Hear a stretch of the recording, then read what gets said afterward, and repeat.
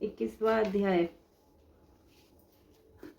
पूर्णमासी व्रत। सनत कुमार ने भगवान शंकर से पूछा, हे प्रभु, आप अब मुझे पूर्णमासी की विधि बताने की कृपा करें। भगवान शिव जी बोले, हेता श्रावण शुक्ल पूर्णिमा को वेदोत्सर्जन उपाक्रम होता है, या फिर पौष माह की पूर्णिमा को यह उपाक्रम किया जाता है। उत्सर्जन में पौष माह या माघ माह की प्रतिपदा तिथि या रोहिणी नक्षत्र बताया गया है। दूसरा समय अपनी अपनी शाखा के अनुसार उत्सर्जन उपाक्रम दोनों एक ही समय करने उत्तम कहे गए हैं। इसलिए श्रावण मास पूर्णिमा के दिन उत्सर्जन उचित है तथा ब्रह्मच शाखार्थी उपाक्रम में श्रवण नक्षत्र उचित है। अतः चतुर्दशी पूर्णमासी या प्रतिपदा तिथि के दिनों में जिस दिन श्रवण नक्षत्र हो उसी दिन ऋग्वेदियों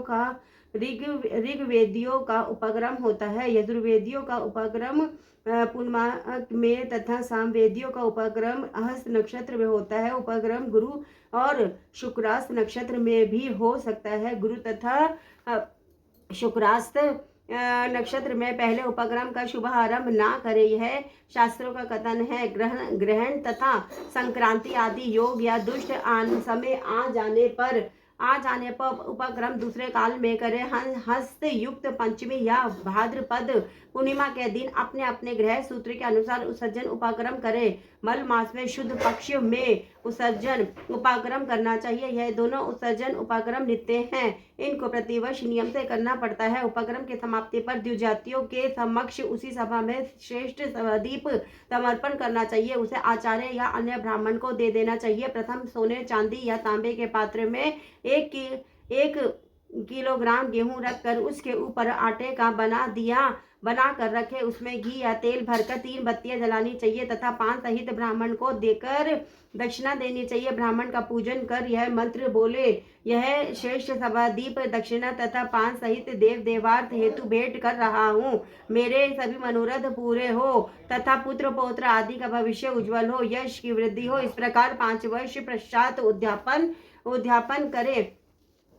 करना ना भूले। ब्राह्मण को यथाशक्ति दक्षिणा देकर विदा करना चाहिए। उसे रात को श्रावणी कर्म करना चाहिए। उसी के समीप सर्प बलि देनी चाहिए। ये दोनों कार्य अपने अपने ग्रह सूत्रों को देखकर करने चाहिए। तीसरी तिथि में भगवान हयग्रीव का अवतार हुआ था, उस दिन हयग्रीव जयंती महोत्सव मनाना चाहिए। श्रावण मास पूर्णिमा को श्रवण नक्षत्र में भगवान हयग्रीव का जन्म हुआ था। उसी समय संपूर्ण पापनाशक सामवेद गाया गया था, इसीलिए इस दिन सामवेद को सुनना चाहिए और उसकी पूजा करनी चाहिए। वहां अपने बंधु बांधवों तथा मित्रों के साथ भोजन करना चाहिए और मनोविनोद के खेल खेलने चाहिए। हयग्रीव की पूजा करनी चाहिए। शुरू में प्रणव भोजन करना चाहिए, उसके बाद भगवते तथा धर्माय कहकर चतुर्यंतर आत्मविशोधन शब्द की योजना करनी चाहिए। अंत में नमः शब्द का उच्चारण करना चाहिए। यह 18 अक्षरों का मंत्र सभी सिद्धियों को प्रदान करने वाला तथा वैश्य मोहन आदि प्रयोगों का एक ही साधक मंत्र है। इसका पुरुष चरण अक्षर संख्या के अनुसार 18 लाख या 18,000 है, परंतु इस कलयुग में इसका चौगुना करना चाहिए। इस प्रकार करने से भगवान हयग्रीव प्रसन्न होते हैं और सभी कामना पूर्ण कर देते हैं। इसी दिन रक्षाबंधन का पर्व मनाया जाता है। यह सब रोगों का नाश करने वाला तथा अशुभों का नाश करने वाला है। हे सनत कुमार, इसके विषय में मैं तुम्हें पुराना इतिहास सुनाता हूँ। पहले इंद्राणी ने इंद्र की जय के लिए इसे किया था। पुराने समय में देव और असुरों में संग्राम छिड़ गया था, जो 12 वर्ष तक चला। इंद्राणी ने उसी समय इंद्र को थका जानकर कहा, हे देव, आज चतुर्दशी है, कल सुबह मैं रक्षण बंधन करूंगी, जिसके करने से आप अजय हो जाएंगे। इतना कहकर इंद्राणी ने पूर्णिमा के दिन मंगल आदि कर हर्ष देने वाली रक्षा को इंद्र के दाहिने हाथ में बांध दिया।